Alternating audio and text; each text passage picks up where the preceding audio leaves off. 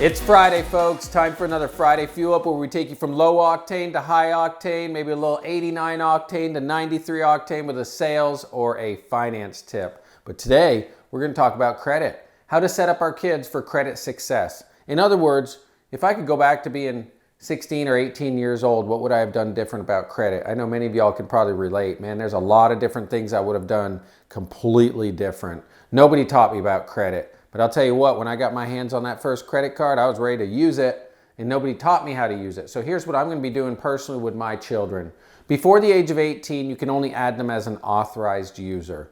But I will add my daughters to an authorized user credit card. So in other words, I'm just going to put them on it as an authorized user, for a couple of years, 15, 16, 17 years old. That way they'll at least be on my card as an authorized user, and it will start producing data on their credit report. When they're 18 years old, I will get a credit card for them.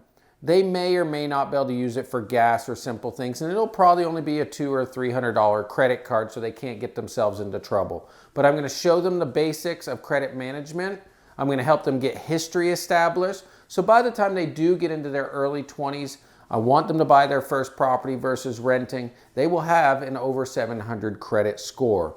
I will then be able to teach them the responsible management of it. I will then be able to help increase that line of credit and make it bigger as they show responsible behavior. But most of all, I'm going to arm them for success by not only starting them out right, but they're going to know in the future what mistakes to avoid and how to properly manage that credit card. So make sure that you are teaching your children and helping your children the way that people did not help us in building one of our most valuable assets, which is credit and a good borrowing capacity. Make it a great Friday.